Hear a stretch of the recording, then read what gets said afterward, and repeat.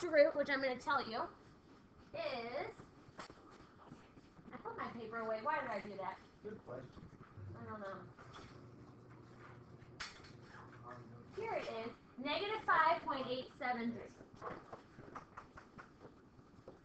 We're going to go to 3 decimal places. Now, what I want you to do is I want you to take your calculators, and I want you, I'll divide you in half. The 2 rows by the window, I want you to trace that middle x-intercept. And you 3 rows over here, I want you to trace the right x-intercept. So you only have to trace one root. All right, so go ahead and trace it. In a second, we'll go. The rest of them on your practice will work out nicer. So negative 5.873. The next root is at negative 0.286.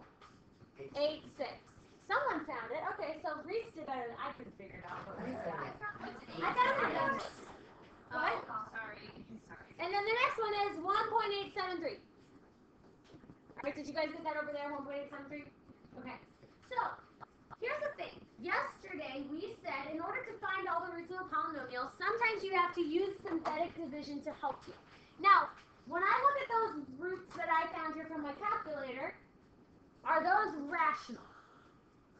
At least now that we can see, right? They don't look like 0.25 or 0.5 or anything. So here's the thing. Can I use synthetic division if I do not have rational roots? No, we have to have nice, like full numbers or nice fractions. And looking at those numbers, it doesn't appear that I have a nice root. So a mathematician, I don't know who, but some mathematician, came up with something called the rational roots theorem. And it's really mathy looking with all these letters and x's and n's and subscripts.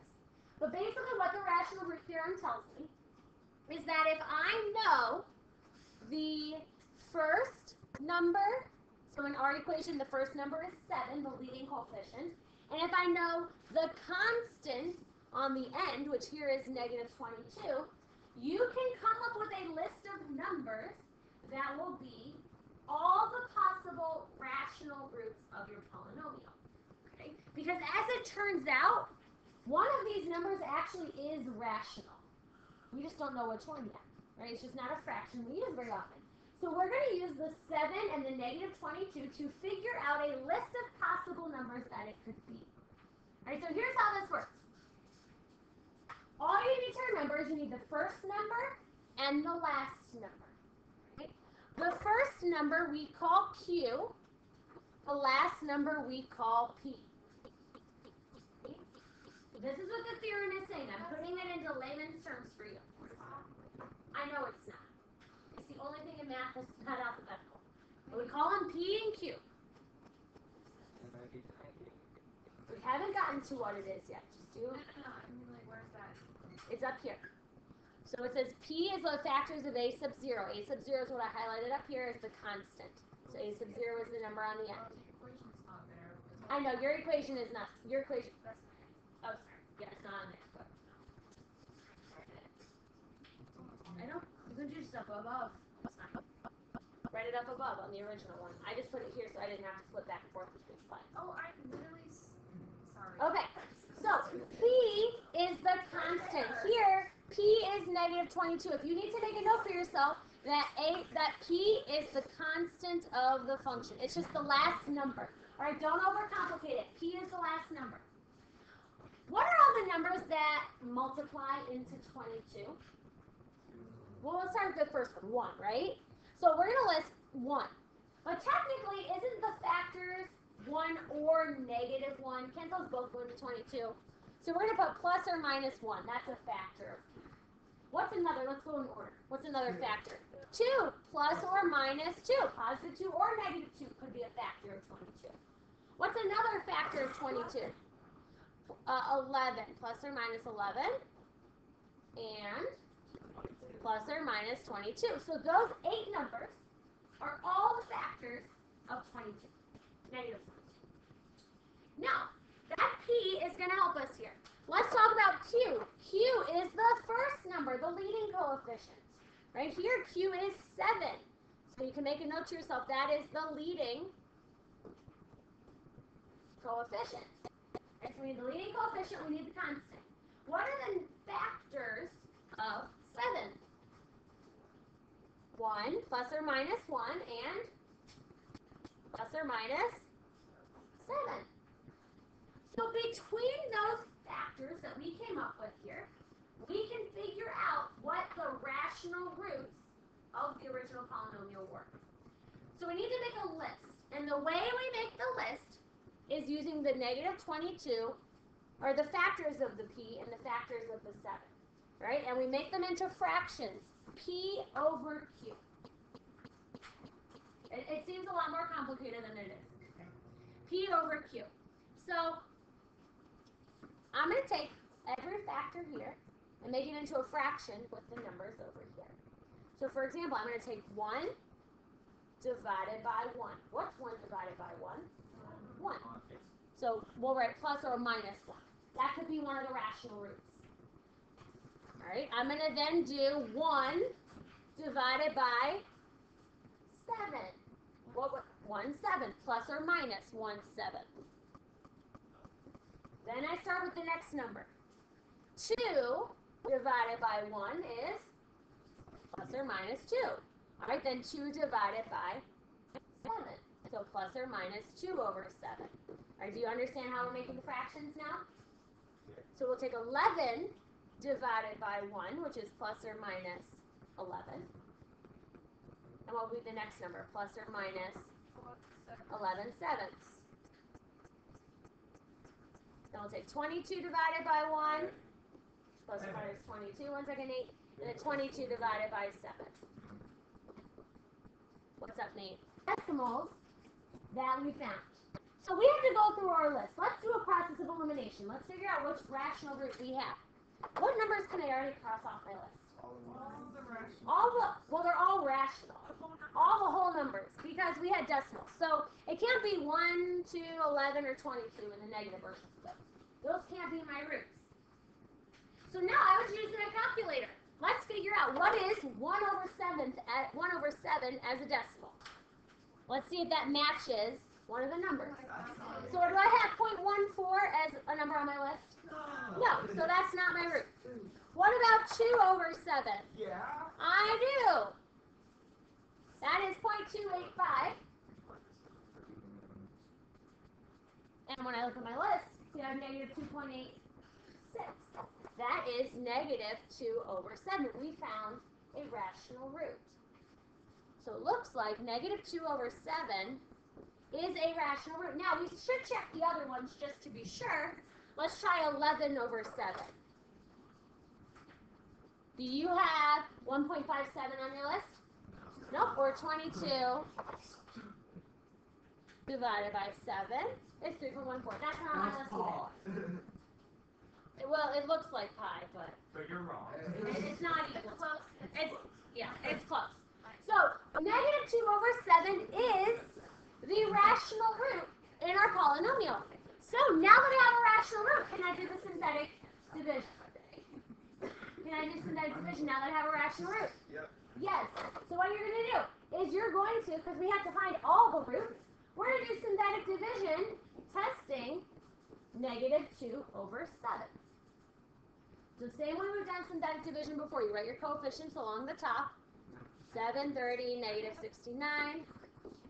Yes. Would it be about the signs changing when you're doing the next? Only if we give you the factor. If we say, is x plus 4 a factor, then you switch the sign. But if you know the x-intercept, what x equals, you don't change the sign. Good question.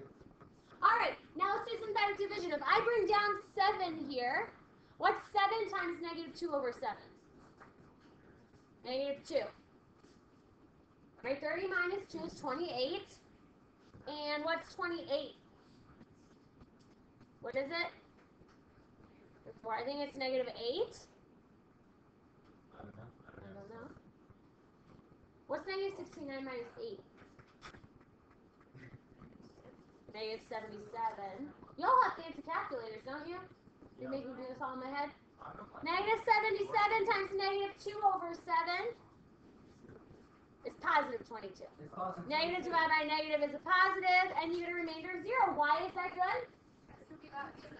It means negative 2 over 7 is an x-intercept. Now here's the thing, that's only one x-intercept. How do I find the other 2 now? We did this yesterday. Well, do I have any other rational roots to keep going with? No. So I have to factor or quadratic formula or complete the square. Because what I have now is 7x squared plus 28x minus 77. Now, can I factor this? Can I have other rational roots though? Hold on, I will take out a 7. But hold on, think about it. I had one rational root, right? If the other were irrational, can I factor this? No, so let's not even factor. Let's either quadratic formula or complete the square. If I took out a 7, what would be the middle term? 4 is even, right? So I would do complete the square. Because quadratic formula is just going to give you a really big number. So we'll have x squared plus 4x minus 11 equals 0. And now that looks nicer, and we can do complete the square. So we did complete the square yesterday, so I'll go through this. So we'll add 11 to both sides, replace it with a box. What's going to go in the box? 4. Yeah, 4 divided by 2 squared, which is 4.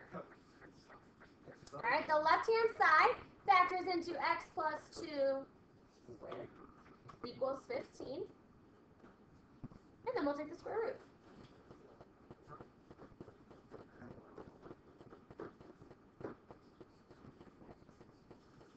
And these will be irrational when I subtract 2.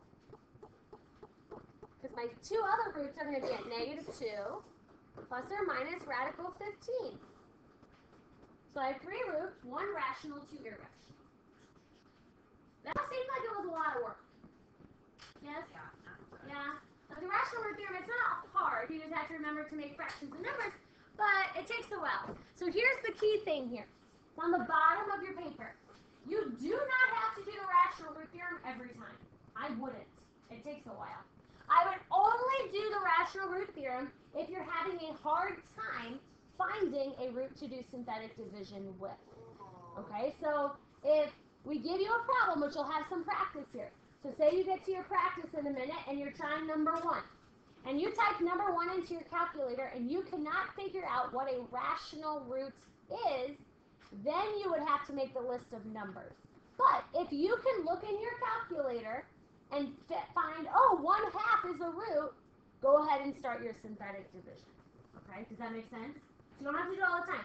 Let's go back and finish with the multiple choice question here, and then we'll have some time to work. So here, I have a polynomial. And this polynomial says 3x to the 4th plus bx cubed plus cx squared plus dx plus 12. Now, the reason they do that is because all those letters mean, it doesn't have to be a quartic polynomial. All that means is that if you only need to know the first number and the last number. You don't have to know what's going on in the middle of the polynomial. That's why they just have letters there. If you know the 3 and the 12, you can figure out what all the rational roots are. So how do we do this again? What did we just say?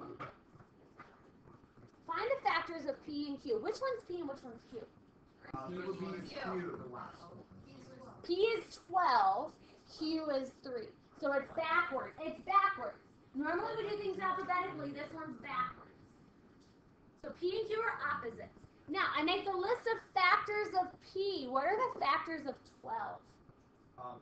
1 plus or minus 2, 3, 4, 6, and 12. There's a lot of them. And we're going to use that as the numerator of my fractions over the factors of Q. What are the factors of Q? Plus or minus 1 and 3. Can I eliminate any multiple choice answers right now?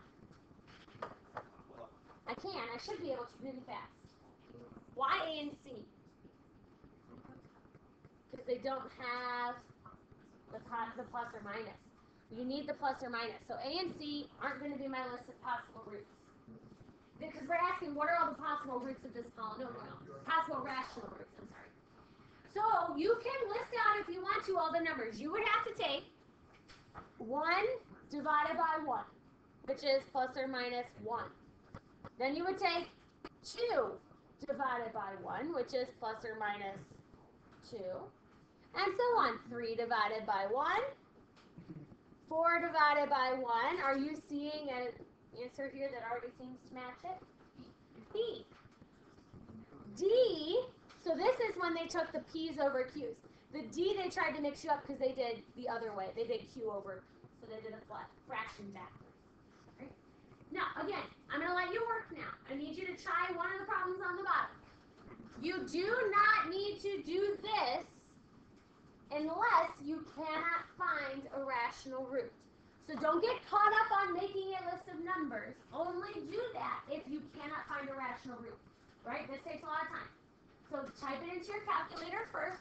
The answers are